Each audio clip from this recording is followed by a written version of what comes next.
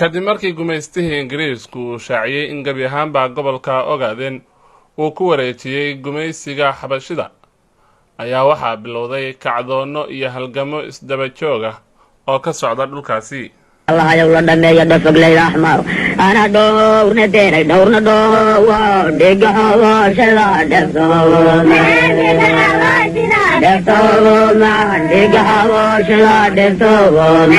sanadii 1958 waxaa kacdoon sameeyey beesha Gari Kombe. kacdoonkaasi oo ka dhashay diidmo ay madaxdii aaga Tuli Guuleed diideen inay canshuur ama gibir bixiyaan. waxa uu socday muddo ku dhow 10 sano laga soo bilaabo sanadii 1948 ilaa 1958 miilaadiga. gibir bixintu waxay astaan u ahayd isdhiibka iyo adeeca awoodda gumaysiga Ethiopia sida lagu xusay buug ay qortay Sylvia Bancaster. kacdoon wadayaasha Garigu askartii Ethiopiaanka gabi ahaanba way ka eriyeen deegaanada Tuli Guuleed banaankeeda Jinacsanay, Gursumi iyo Baabili, waxaanay Ethiopiaanku askartoodii iyo shacabkoodii qaxay iskugu wada tageen magaalada Harar sida ay qortay Sylvia Bancaster oo Hayle Selassie u shaqayn jirtay isla markaana aad ugu ololeysay in lagu wareejiyo gobolka Ogaadeniya iyo Reserve Area gacanta Ethiopia. dawladda Ethiopia ayaa qayradaan u dirtay Ingiriiska in Soomaalidu aynan Harar soo geli karin. Garaad Cali oo ahaa garaadka Gari Kombe waa looga digay inuu yimaado Adari ama Harar kolba sidii loo yaqaanay xilligaasi. guuldarro ayaa la soo daristay halgankaas 3 sababood awgood. 1. Ingiriiska oo hubkii ka goostay Garaad Cali Garaad Dalal iyo geeshkiisii. Soomaalida deegaanka oon wax gacan ah siinin kacdoonkaasi muddada dheer socday. kacdoonka oon lahayn istaraatiijiyad habaysan oo aan ka ahayn axmaara nacayb iyo eryasho kaliya. ka hortaga kacdoonka dartii Etoobiyaanku waxay qaadeen 2 dagaal, mid xagga diblomaasiyadda ah iyo mid weeraro militari ah oo garab ka helaya quwadihii adduunka gaar ahaan gumaystihii Ingiriiska. boqor Hayle Selassie ayaa gumaystihii Ingiriiska ka dhaadhiciyay in Gari ku laayay Gursum 700 oo isugu jira haween iyo caruur iyo shacab Etoobiyaan ah. waa sida ay Sylvia ku warantay.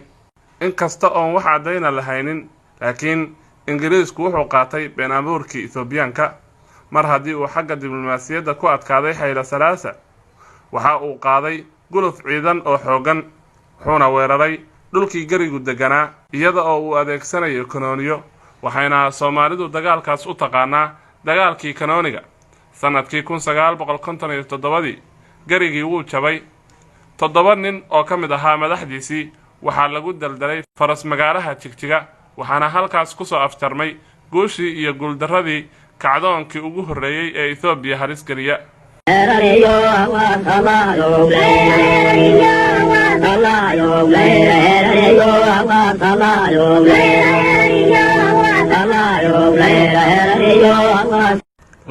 shantii bishii 8 1956 ayuu Hayle Selassie yimid magaalada Qabdidahar, kadibna shacabka magaalada u sheegay inay ka mid yihiin bahweynta Ethiopia la isku yiraahdo.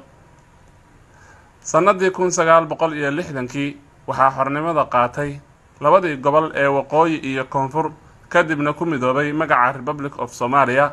waxaana maalinta magaalada Dhagaxbuur ee xarunta gobolka Jarar laga taagay calanka buluuga ah ee ay ku suntan tahay xidigta astaanta u ah Soomaali weyn. waxayna arintaasi sababtay xasuuqii la oran jiray xasuuqa kanooniga, waxaana halkaasi ku nafwaayay in ka badan 70 qof oo shacab ah. wixii intaa ka dambeeyay waxaa bilowday halgan jamhadayna oo jilba jiil u dhiibay, waxaana halganka hormuud ka ahaa halgamaagii weynaa ee Garaad Maqtal Garaad Daahir, Allah u naxariistee. haddii aan idhaahdo Maqtal nin noocee abu ahaa la yidhaahdo, siday taariikhdu sheegayso Maqtal iyo Hayle Selassie hal sano ay kala yaraayeen baa la yidhaahdaa, ama isku fil bay ahaayeen. dadku gubay yidhaahdaan ama hal sano isku mid bay ahaayeen. waxaa labadoodaba lagu sheegaa inay dhasheen 1894 xilliyadaas ay dhasheen baa la yidhaahdaa. marka ma aynan kala weynin. Maqtal wuxuu ku dhashay gobolka Dhagaxbuur, dhulkan Gonagadiyo ereyadeeda loo yaqaan ku dhashay. isagoo aad u daayar buu runtii Quraanka bartay oo Quraanka waxa la yiraahdaa 9 jir buu ku xiftiyay.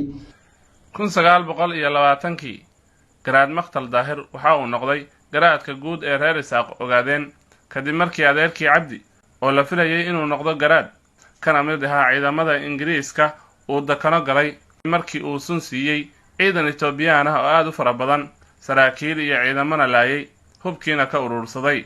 dakanada markuu galay Cabdi kadib waxaa garaad noqday Maqtal Daahir.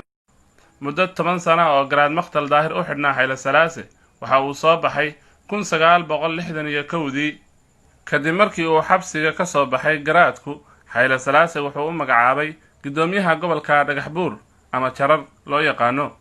13 bishii shanaad 1963 waxaa la aasaasay jabhaddii xoreynta Ogaadeniya OLF ama Juxo kadib markii uu garaad Maqtal Daahir la baxsaday ciidamo Soomaali ah oo loo sameeyay magaalada Dhagaxbuur ee gudoomiyaha looga dhigay.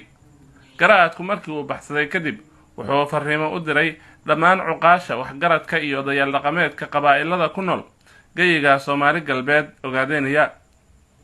waxaa barkulan aad u weyn la iskugu yimid balliga Xodayo oo ka tirsan gobolka Doollo Wardheer, waxaana halkaa lagu aasaasay jabhaddii Nasrullah. ciidamo aad u fara badan oo gaadhaya ku dhawaad 12,000 ayaana halkaasi la iskugu keenay.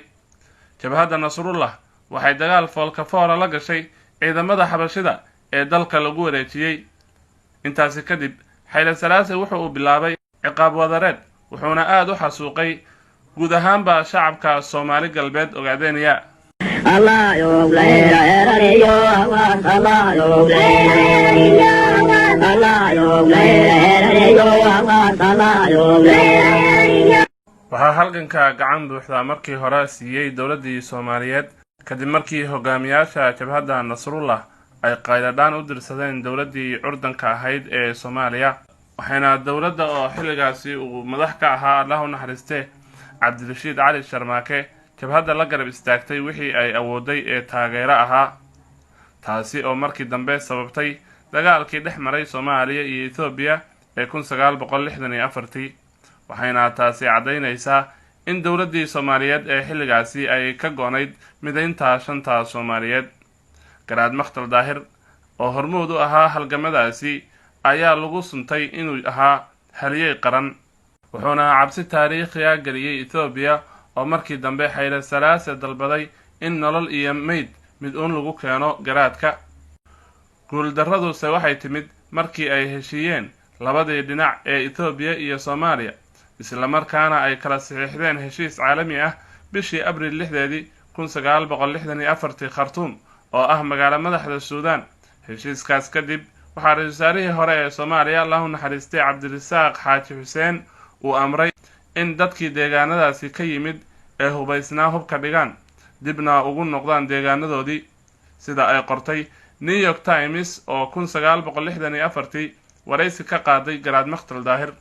sidoo kale dowladii Soomaaliya ee xilligaasi waxay hogaamiyaha ruuxiga ah ee Soomaali galbeed garaad Maqtal Daahir ku soo rogtay xanibaad ku aadan dhaqdhaqaaqa iyo howlgallada ciidan. waxaana garaadka lagu xasuustaa gar weyn oo noqday diidmo gumaysi, wuxuuna kacdoonkii geeshku kusoo dhammaaday guuldarro iyo iyadoon la gaadhin hadafkii weynaa ee hubka loo qaaday. hase yeeshee isbeddelkii siyaasadeed ee ka dhacay Soomaaliya 21 Oktoobar 1969 ayaa soo nooleeyay dareenkii wadaninimo ee dadka kadib markii dowladii kacaanka ee markaasi dhalatay ay mabda'a ka dhigatay qoraaladeedana ku dartay inay taageeri doonto qadiyadaha dadka Soomaalida ah ee maqan lana gumaysto.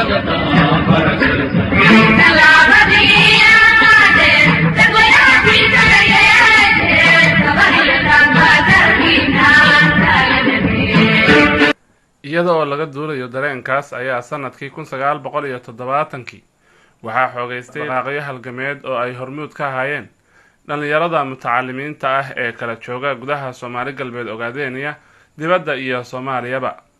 waxayna arrintaasi horseeday in xeryo tababar ah laga furo gudaha Soomaaliya laguna xareeyo dhalinyaro badan oo horay u la'aa wada ay u maraan halgan ay dhulkooda ku dhacsanayaan.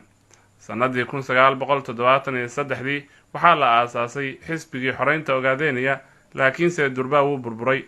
dhanka kale sanadkii 1974 waxaa sidoo kale boqortooyadii Itoobiya xukunkii kala wareegay militariga Itoobiya, waxaana madaxweyne noqday Mengistu Hayle Mariam oo afgambi militari ku qabsaday xukunka dalka Itoobiya.